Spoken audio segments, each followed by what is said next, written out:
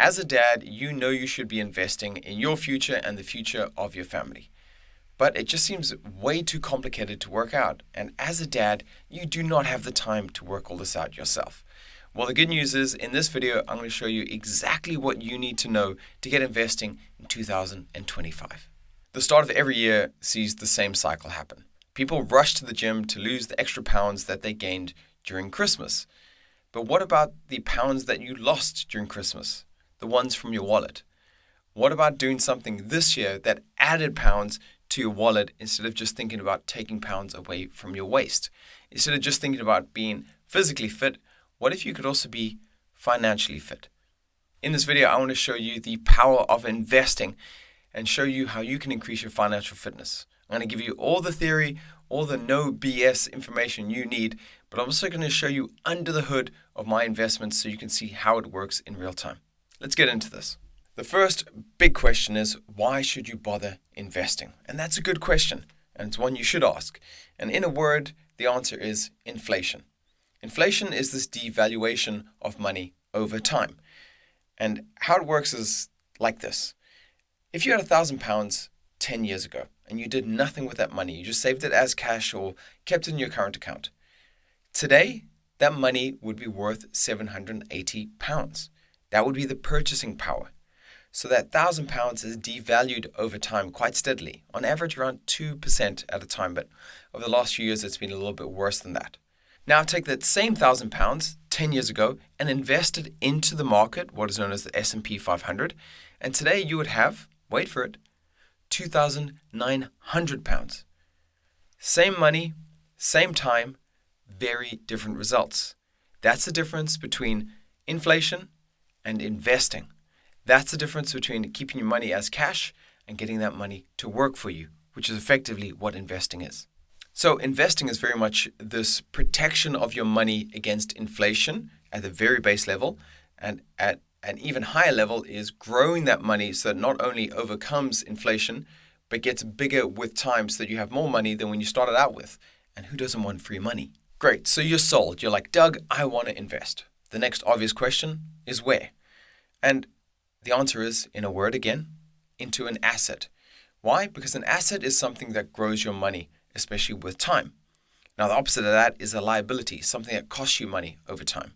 So to understand the difference, something like a house, will grow over time. So the amount that the house will give you back will steadily increase over time. The same can be said about gold. The same could be said about a business for the most part. Now, a liability would be something like a car. You buy a car, and the minute you drive it off the shop floor, you've decreased the value by around 30%. That's a liability because that car is going to cost you money over time.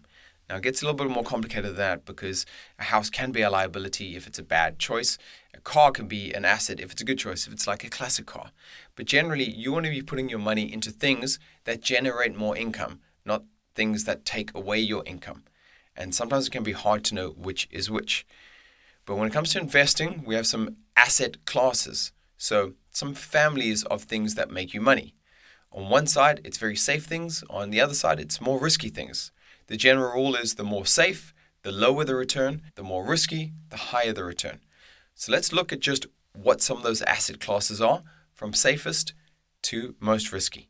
On the far left here, you can have cash, which although we said during inflation or through inflation it will decrease, it's safe in the sense that if I have £10 in my current account today, tomorrow I'll still have £10. The purchasing power will go down, but it's not going to go to zero magically overnight, which may happen with some other asset classes on the right here. Next, we have bonds, and bonds are simply contract notes or loans. So instead of you taking a loan from someone like a creditor or a mortgage, you are going to give money to the government or to a corporation, and as a thank you, they'll give you some interest back. So you give them £1,000, they'll give you £5 back for every year that you have it with them. It's a thank you for borrowing money. Now, because it's the government, the money is guaranteed, so it's seen as very safe, which is why the interest rate is very low. So safe, low interest rate. Next up, you could have things like real estate, which is just property. Again, normally quite safe. There's an underlying asset, it's physical. the prices don't fluctuate that much. Then we have ETFs or index funds, which is just a collection of stocks. So instead of owning just Apple, you have Apple, Nvidia, Tesla, Google. You have them all put together so that even if one has a real hard time, the other ones can keep them afloat. Interesting fact, the S&P 500, out of all the 500 companies, at one stage in this year, 7 companies were keeping the whole S&P afloat by a long way. They were still up because those 7 companies were doing well enough that it was keeping the other 493 companies afloat. Okay, so that's why it's more diversified, it's safer, and the returns are a little bit lower because you have more companies. Next up from that is actual gold, a physical asset that, again, has an underlying value to it, and it's seen as quite a safe option. Next risky is individual stocks. So instead of having that basket of stocks known as an index fund, you now have just Apple or just Tesla. It's more risky because that company alone is out in the wilderness on its own, and it may face some troubles, which means your stocks will dive down if they have trouble. They're not kept afloat by anything else. Then we move on and you have something like crypto. Crypto, big fluctuations, big changes. No one quite knows what it's going to be used for or where it may go because it doesn't have a history. And so you get big fluctuations, which means big returns and also big losses, higher risk, higher reward. So those are your asset classes. Now, the great news is you don't have to just choose one of them. You can choose a collection and you can have a little basket of your own. Some cash, some bonds, some ETFs, some individual stocks, some crypto, some real estate. And depending on if you have more on the right or more on the left, it'll depend on what kind of risk appetite you have. If you're someone who doesn't like risk, you'll have a lot more things on this side. If you like the big returns and you don't mind risk, then you'll be more on this side. That is going to be called your portfolio. Now, if that seems complicated, don't worry. I've got a nice answer for you in terms of what you can do. But it's just so you can understand, you can mix and match. It's like a pick and mix of risk. Now, these asset classes will all fluctuate to some degree. It's just the degree to which they'll fluctuate depends on how risky the underlying asset is. No problem. There is actually a way that you can overcome the fluctuations, and it's called dollar cost averaging. You see, if every month there's a slight movement in the stock, then what happens is you may purchase some of the stock when it's really cheap, and you'll get lots of stock because of it, because the share price is low. And then the next month, the share price is really high, in which case, if you use the same amount of money, you'll just get less of that stock. But at the end of the year, if you put in the same amount every month, then you will average out the stock price. So instead of trying to time the market and try to get it when it's at the perfect place, which, by the way, 80% of people cannot do, probably even higher, even the professionals. Instead of trying to time the market, you just put in the same amount of money every month, and that way you get a nice flat curve because you've averaged out the amount of fluctuation in there. That's called dollar cost averaging. So instead of thinking, I have to choose the stock at the right time, when they say buy low, sell high, you can just go, I will just buy the same every month and things will average out over a long enough period. Great. So now you know the different types of assets you can buy. The question is, how do you buy them? Well, we know we should buy them at the same rate every month to average things out, but we also want to know, how do we actually physically buy them? And that's through things called brokerages or platforms. And these are just the shopping malls in which you can buy the different assets. Now, there's lots of great ones out there. Invest Engine, AJ Bell, Hargreaves, Lansdowne, Vanguard, eToro. There's a ton out there that all specialize in slightly different things. And these trading platforms are the places, the marketplaces where you can buy these assets. Now, to purchase any asset, there are 3 prices you need to know about, or 3 costs, effectively. There's the cost of the underlying asset. So, for instance, a Tesla stock is worth, say, £100. So you have to pay £100 just to get it. But that's not where it stops. You see, you also have to pay a dealing charge. So whichever platform you choose to use, they'll have different prices for making trades. And they all have different structures, but it could be, for instance, £5.50 every time you do a trade, when you buy and when you sell. So you have £100, £5.50, so you have £105.50 to make that trade. And then thirdly, you have what is known as the expense ratio, which is how much it costs you to hold that asset. So for instance, Tesla is around 1%, whereas something like an index fund is much cheaper at 0.07%. So much, much lower.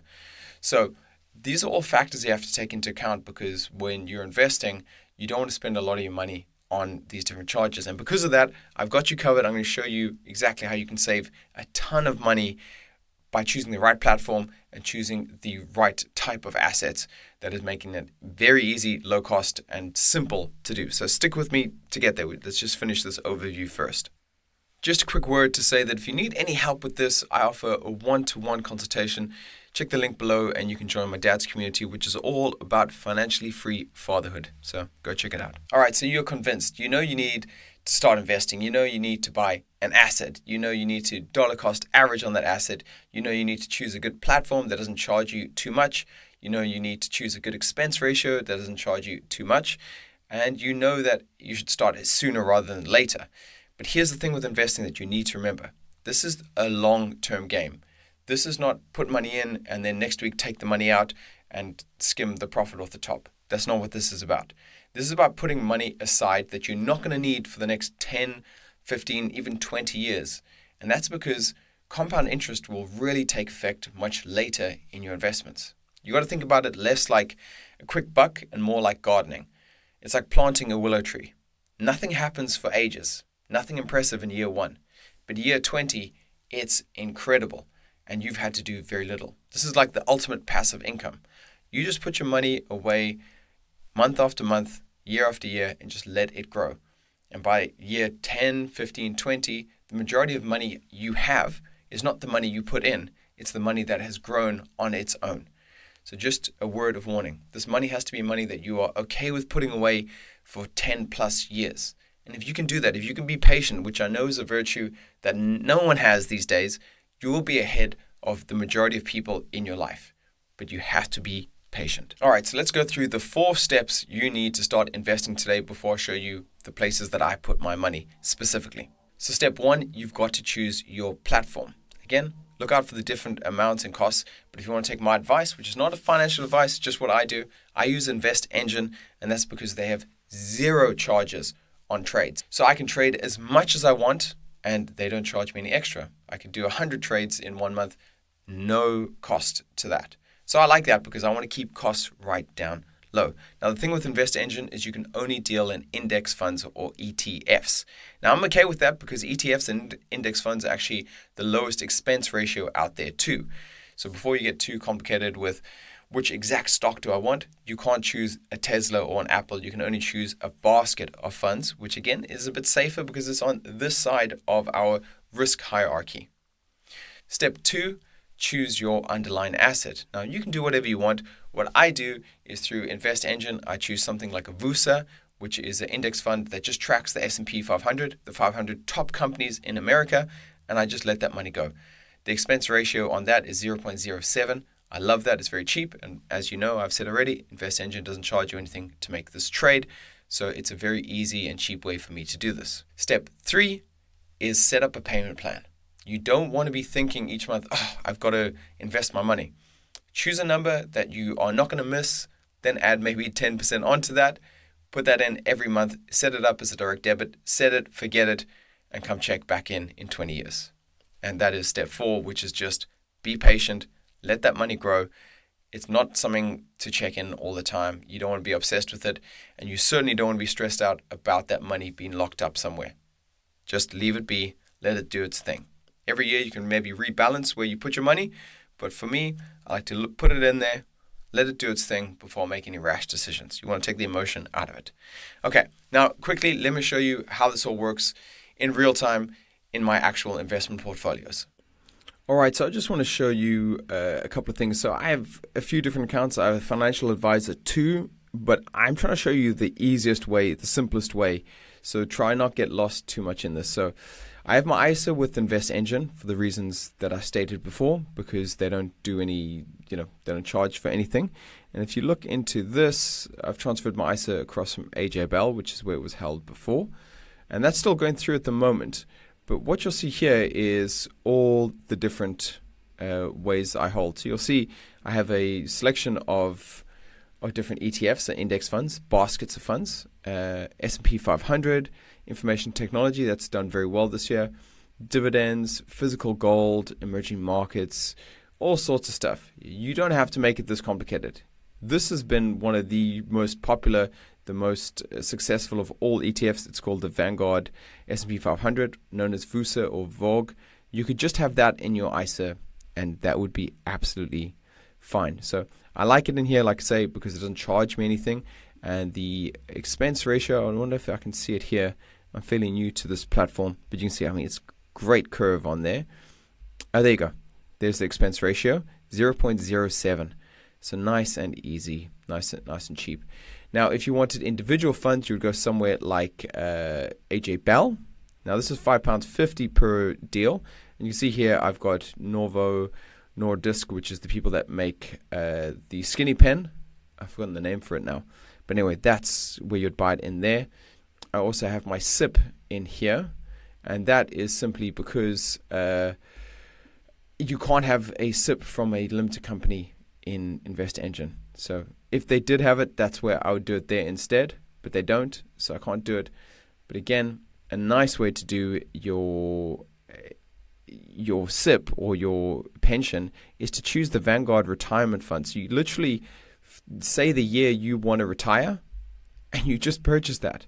And the great thing is you don't have to have the full 213. You can buy fractional shares, which means you can buy like £100 worth at a time. Okay, so you just choose the year you're going to retire, and there'll be that version. So I want to retire in 2040. If you want to retire in 2050, then you would just put in Vanguard Target Retirement to 2050. So that's it. I just want to show you those two options. Here you can see there's a ongoing charge of 24%. So that's the expense ratio, 0.24. So it's a little bit more expensive, but they recalibrate the whole thing all the time. So I'm happy with that. So that's it. Those are the platforms that I use along with Financial Advisor. But you could use either one of those and get started today. If you need any help, let me know.